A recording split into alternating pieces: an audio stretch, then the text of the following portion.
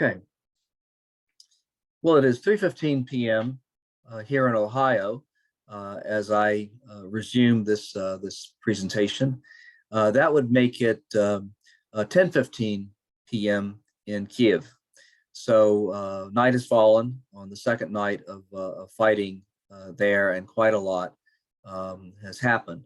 Some of it I've been able to get up to speed on. A lot of it I have not been able to because life goes on, and I've had meetings within my history department today over some fairly significant matters, and I've had to take care of my dog who wants to go out, and all kinds of other things going on. But I've been able to keep up a little bit with what's going on, at least enough to continue to talk about the use and abuse of history and historical analysis. Okay, so where we are so far is, there's no substitute for having a basic factual grounding in a historical event.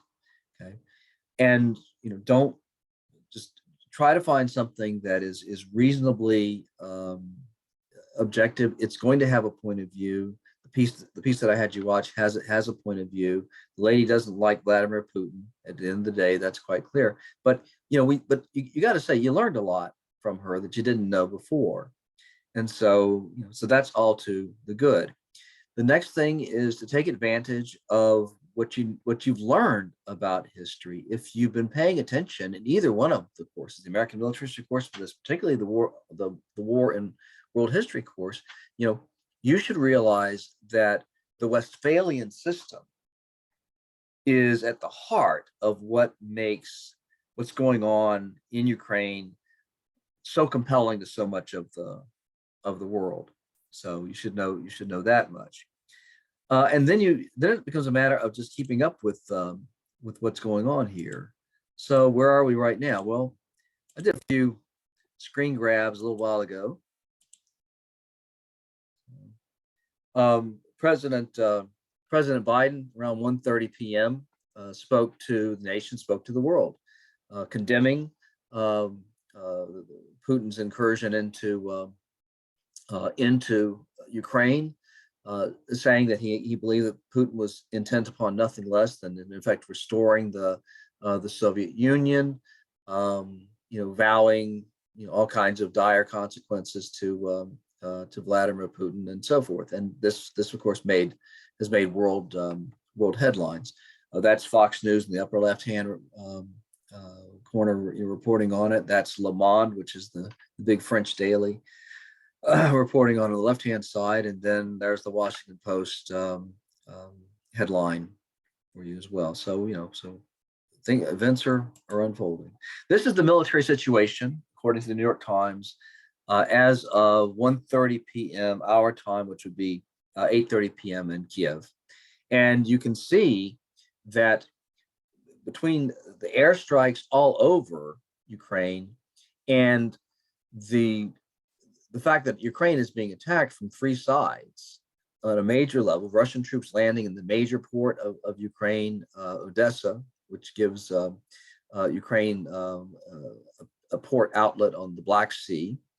You can see that forces are moving in from the eastern part of Ukraine. You can see that there's a force heading directly toward Kharkov, which is the second largest city in Ukraine, and that there is a force now heading directly toward Kiev, the capital of Ukraine. So it's quite clear that Vladimir Putin is intent on nothing less than capturing Ukraine and taking it over.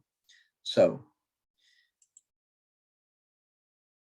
this is something that I wanted to talk to you about, to show you before events unfolded earlier. I want to talk to you a little bit about some remarks that President Trump made a couple of days ago on the Clay Travis and Buck Sexton show.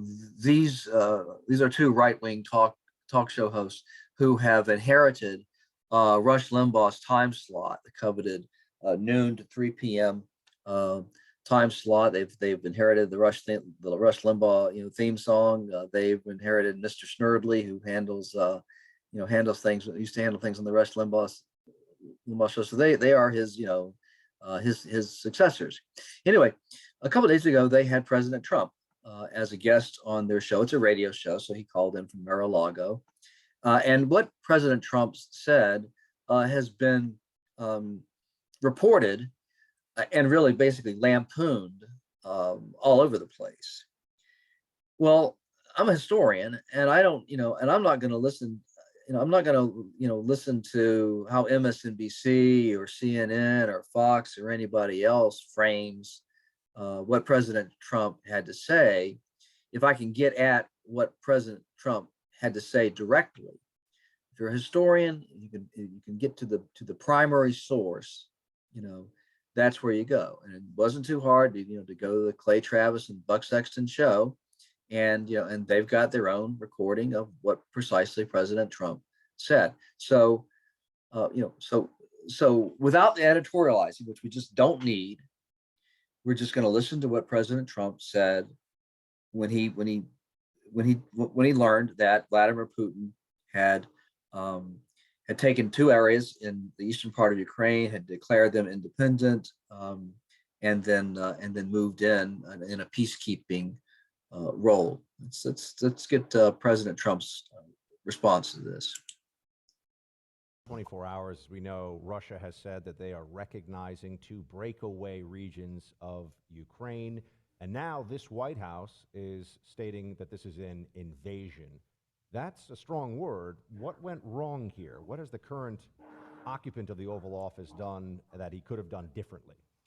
Well, what went wrong was a rigged election. And what went wrong is a candidate that shouldn't be there and a man that has no concept of what he's doing. I went in yesterday and there was a television screen and I said, this is genius.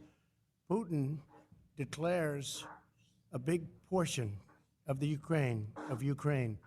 Putin declares it as independent. Oh, that's wonderful.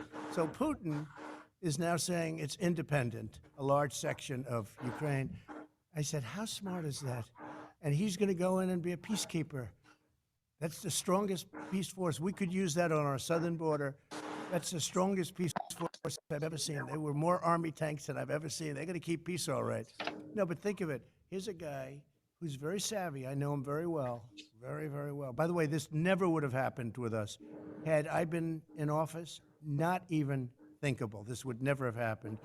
But here's a guy that says, I'm going to declare a big portion of Ukraine independent. He used the word independent.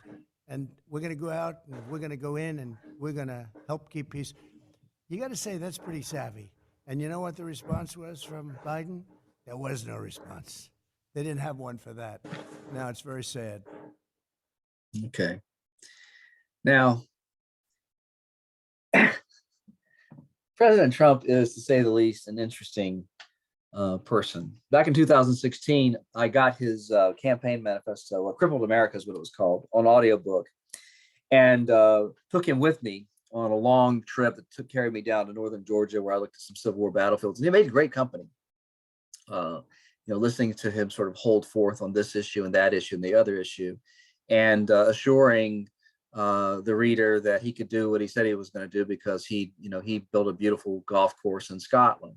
That was usually his warrant for what he could, why he could get things done. And by the way, interestingly enough, if you read or listened to Crippled America, what he sounded like was nothing more was a lot like a New Deal liberal, because when he talked about building that big beautiful wall, down in Mexico, he talked about the amount of jobs that it was going to produce. Everything that that he said that he was going to do was going to involve, basically massive government projects that would employ people. He talked about huge infrastructure bills, this kind of thing. So, but one of the things about President Trump, and it comes through even in his books, and it certainly comes through when he's talking, is that there's a kind of a word salad aspect to the way that that he talks. And if you get it in small pieces, it makes him sound kind of dumb. But if you listen to him over a long period of time, when he gives a speech over a period of time, it sort of falls into a rhythm, and it doesn't seem it doesn't seem out to lunch or spacey or whatever. Um, it's just, you kind of get used to the way that the man speaks. And so let's go back to what he was saying for us. He says that, first of all, when he's asked, about Biden calling what happened an invasion, and then the talk show hosts tee up this thing for him by saying, well, what went wrong? Because obviously something went wrong that Biden's responsible for. They're there to do a right-wing talk show, and they're gonna, tee one up for President Trump. President Trump is going to, hit the first talking point that he always hits, which is that the election was rigged. That's his story, and he's sticking to it. And then he goes on to say that, that he says, this is genius. When he saw what Putin had done, this is genius, he says. He says, Putin declares a big portion of Ukraine, Putin declares it as independent. Oh, that's wonderful. He says, it's independent. He says, how smart is that? And then it is, in a sense, it is. How smart is that? Because if you try to put this in the Westphalian frame, what President Trump is in essence saying is, if everybody's upset with Putin for violating the Westphalian, doctrine of sovereignty, what Putin has done is really quite neat. Basically, he's declared these two regions independent countries. They have sovereignty now, but they need protection from Ukraine, which is an enemy. So he's coming in with tanks and so forth to protect them. And I don't think that, I can't imagine that President Trump was thinking about, the relationship of what's going on to the Westphalian system or anything like that. But he was on to something, in the sense that it did show a certain amount of savvy, because Putin understands, and his advisors understand, that that at the core of this is the doctrine of sovereignty, that you do not violate the sovereignty of another country. And so in several different ways, Putin is trying to say that sovereignty really is not at stake here, either because Russia and Ukraine are like one, and they should never have been separated in the first place, or because the Ukrainian government is full of Nazis, and so that compromises their sovereignty, because sovereignty is not absolute. If you're dealing with monsters, and monsters, they're going to come and attack you or attack your friends or whatever, you've got to do something about that.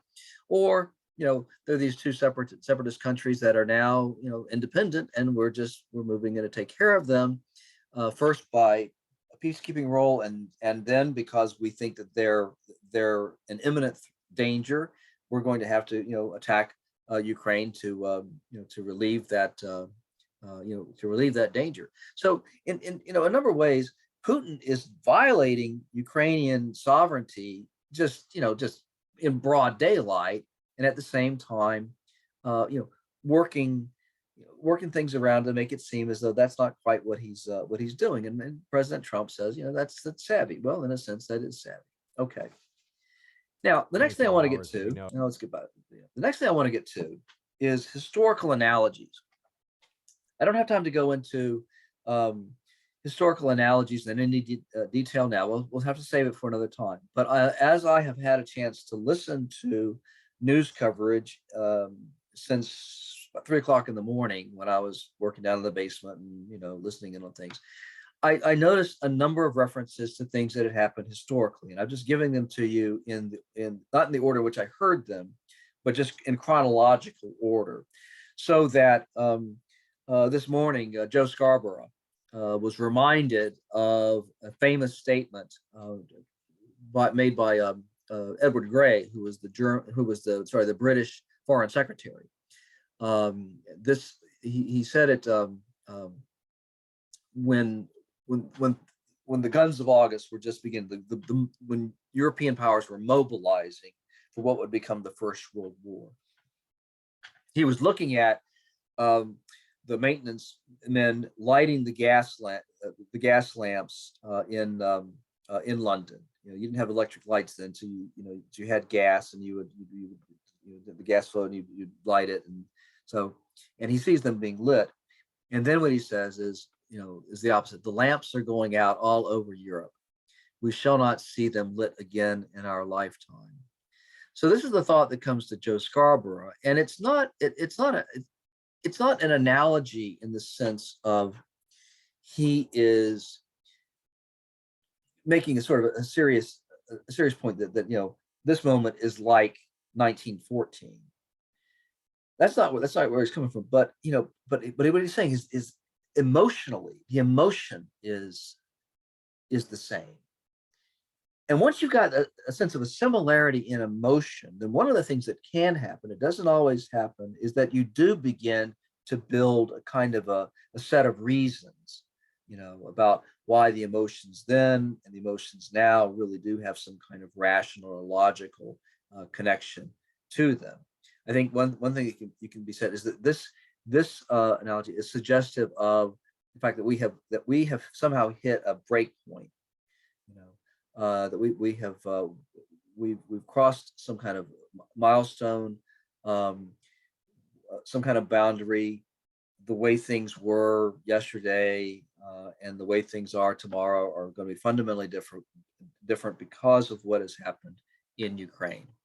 So that is one way in which history is being drawn upon to sort of help to frame an understanding of what's going on at the moment. Something else that I run across is Munich, and my God, the Munich conference in September 1938 is the most strained, just the most overused historical analogy of all time. And of course, if you know anything about World War II, you know that this was the conference in which occurred when Adolf Hitler was basically saying, "Hey, there's a chunk of Czechoslovakia. I want it. It's called the Sudetenland. It's full of people who speak German, and if I don't get it, I'm gonna go to war over it. I'm gonna fight to get it."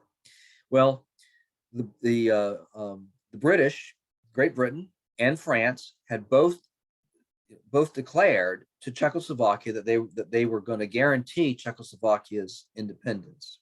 Okay. So if Hitler did go to war against Czechoslovakia, they would both be bound to go to war as well. Well, they didn't want to do that.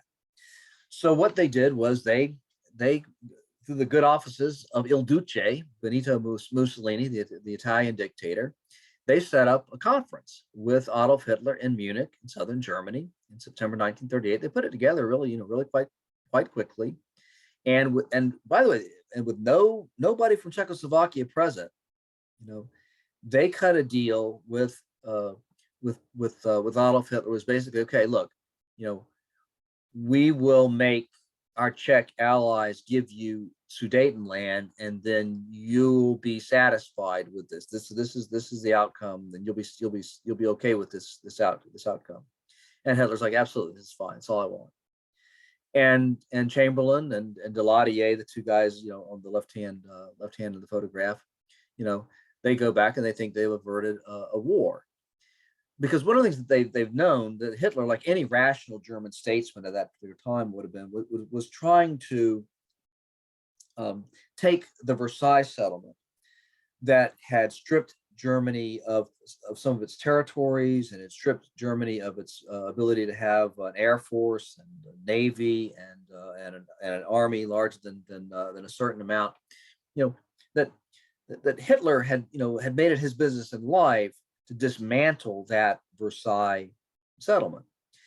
And the one remaining thing that Hitler could grab that would have been, a real problem would have been a chunk of Poland called the Polish Corridor, because that Poland had not existed for a couple of centuries before being recreated out of the Versailles settlement, and it was given access to the Baltic Sea by taking a chunk of Germany. Just so you had a piece of Germany that was now disconnected from the rest of Germany, and so the sense was that that Hitler might go for Czechoslovakia to grab the German-speaking part of the Sudetenland, and then then go for the for the Polish corridor and so forth. So these guys, they thought, okay, well we have settled the thing, settled the situation. We have appeased Hitler, and appeasement now is a really dirty word. But what the British had discovered in their diplomacy in in South Asia was that when you were dealing with some powerful leader that was causing you trouble, you could sort of give them a morsel, and that would make them happy, and they would leave you alone. So appeasement, they had discovered, worked. It was actually an effective policy. Well, Munich has demonstrated for all time, really, is anytime you invoke the Munich analogy, it's like appeasement never works. You have to stand up to bullies. You have to stand up to dictators. If you show weakness, they're going to go all World War II on you. Okay, and so there's two ways in which this Munich analogy has been deployed thus far. The first one is back in 2014, when Vladimir Putin rolled into Crimea and took Crimea away from Ukraine. That was the moment when President Obama, should have taken really tough action, because had he done so, Vladimir Putin would not have been emboldened to be doing what he is doing now. So that in effect, Obama was weak. He didn't exactly appease Putin, but the point was, the operative point of the Munich thing is, you got to stand up to these guys or else. The other way in which the Munich analogy is being used is that this is a Munich moment, in the sense that Putin is a Hitler. He's an aggressor, and you've got to let him know in no uncertain terms that that what he's doing will not stand. You're not going to let him get away with part of it. You've got to absolutely stop him from succeeding with this. Now, how are you going to do that without going to war directly with Russia? I mean, this is something people don't have an answer for, but this is the historical analogy that's being used in this context. Okay, next. September 1st, 1939. This is the day when the German army actually attacks Poland. Cities bombed, port blockaded, Danzig is accepted into Reich. Okay. And this again, I think, is more emotional than anything else. But but there is a sense of a sudden, unprovoked attack, a sudden unprovoked invasion of a country that had done Germany no harm at all. In fact, Hitler trumped up this little business where some Polish soldiers were supposed to have gone over the border and destroyed a German radio station and killed the people working in it and so forth. And that was the precept. That was the pretext on which to enter Poland. So it's a false flag operation of the same kind that Putin's been accused of doing. But this is another emotional connection, I would say, more than a rational one at this particular point. Then there have been suggestions, and I don't think anybody's mentioned the Cuban Missile Crisis directly, but there have been suggestions that this is a dangerous moment. The Cuban Missile Crisis, what you're looking at on the right, is a U.S. destroyer, and what you're looking at on the left is a Soviet freighter. And what's going on here is that the Soviet Union has placed intermediate range nuclear missiles on the island of Cuba, 90 miles from the American mainland. And if one of those nuclear missiles takes off, 5 minutes later, it's blowing up Washington, D.C. So the United States had to figure a way to get the Soviet Union to remove those missiles. And they, for the life of them, they could not figure out how to do it short of going to war. Every scenario that they came up with really ended sooner rather than later in a nuclear exchange, a nuclear war. So they came up with what turned out to be an ingenious solution, which was to clamp a blockade on Cuba, and that operated in a way of saying, hey, what you're doing is unacceptable. We regard this very, very seriously. But at the same time, it gave the Soviet Premier Nikita Khrushchev, some time to rethink the situation. and maybe figure out a way to sort of back down gracefully and so on. And and ultimately, he agreed to remove those missiles in exchange for an American guarantee made publicly that the United States would never invade Cuba, and then a private deal that only came out years later that there were American Jupiter missiles, nuclear tipped missiles of their own in Turkey, right on the border with the Soviet Union, and they were obsolescent missiles, and they were scheduled to be taken out anyway. But what the Kennedy administration said is, if you tell the world that we told you this, we're going to deny it.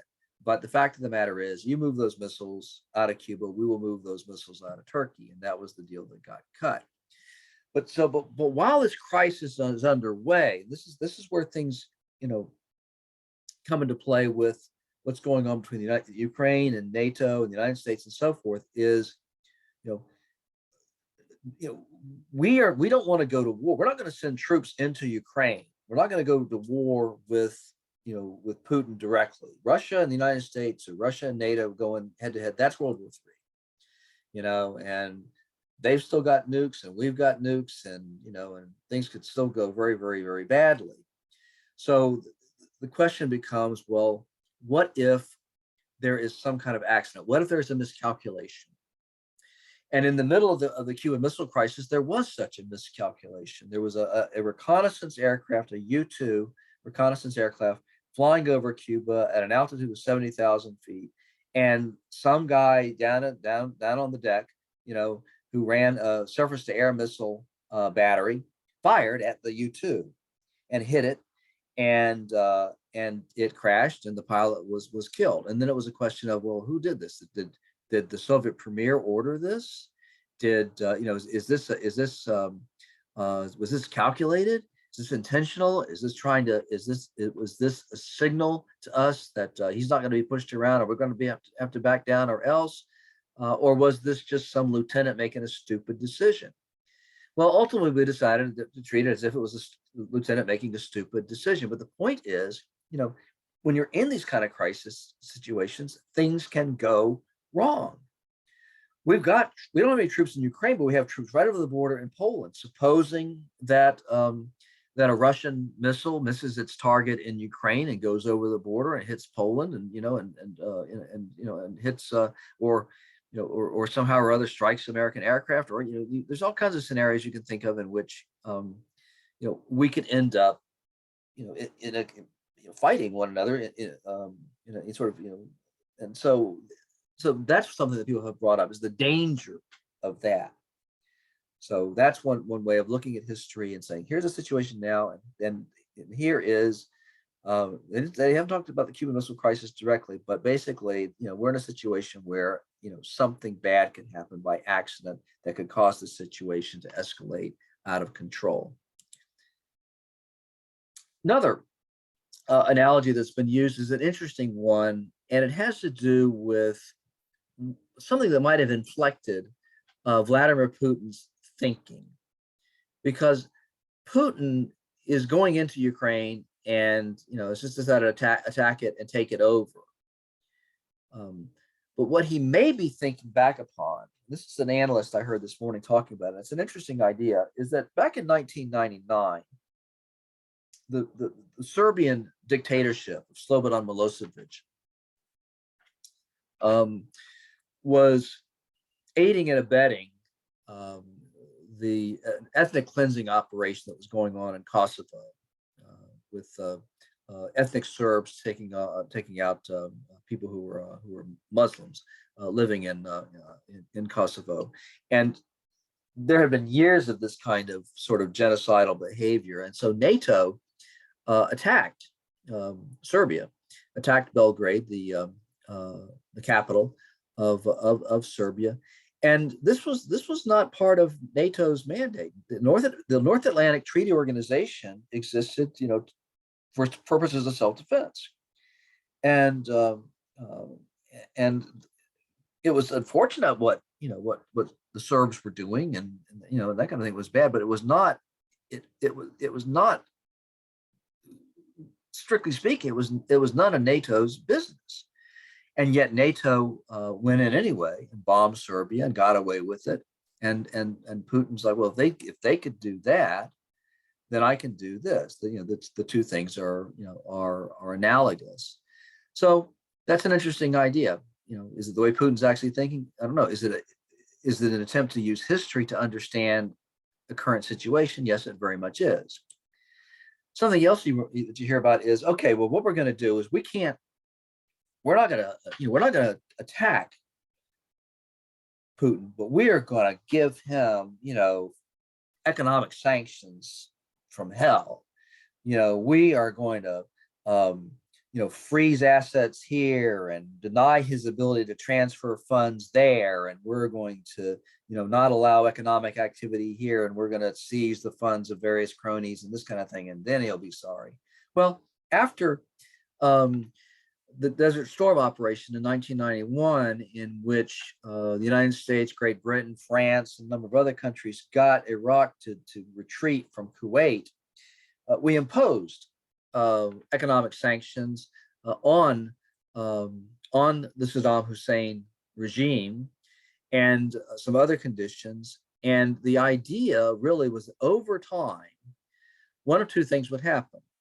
Either Saddam Hussein would behave himself once again, or these sanctions would undermine the Saddam Hussein regime so much that it would fall, and some better government would replace it. Those economic sanctions were in place for over a decade, and Saddam Hussein was just as fat and happy as ever, in his various palaces in Baghdad. And of course, after 2003, the Bush administration, George W. Bush administration, decided the thing to do was to invade Iraq. So that gets at another problem. So economic sanctions, didn't succeed with a dictator like Saddam Hussein. It hurt, no doubt about it. It hurt the Iraqi people very badly, those sanctions, but it didn't hurt Saddam Hussein. These economic sanctions that we're talking about using, against Vladimir Putin, against Russia, they could hurt the Russian people a lot. But Vladimir Putin has a limited amount of sympathy for other human beings, from what I can tell. And the fact of the matter is, he has already figured out that we're going to do economic sanctions. And I know I've heard reports that that for years, they've been building up. His regime has been building up a surplus of about $283 billion, so that they can conduct business without having to, basically being able to navigate the sanctions okay without too much difficulty. So the idea, looking at history, there's a sense that, okay, we can try the economic sanctions, but the economic sanctions aren't going to work.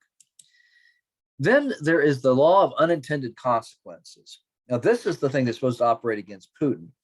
If you look at the Newsweek cover on the left, this is shock and awe. This is when the United States attacked Iraq in March of 2003.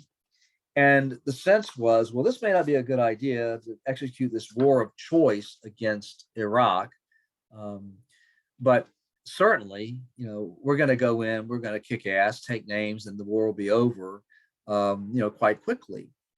They may not, the Iraqi people may not greet us as liberators, but at a minimum, Saddam Hussein will no longer be in power, and the war will be over, and we will have won. I mean, how could we not? We had such a qualitative edge over the Iraqi, over the Iraqi army and air force and other armed forces. And so, what could possibly go wrong? Well, it turned out that Operation Cobra II, the invasion of Iraq that we conducted in March and April of 2003, was not the real war at all.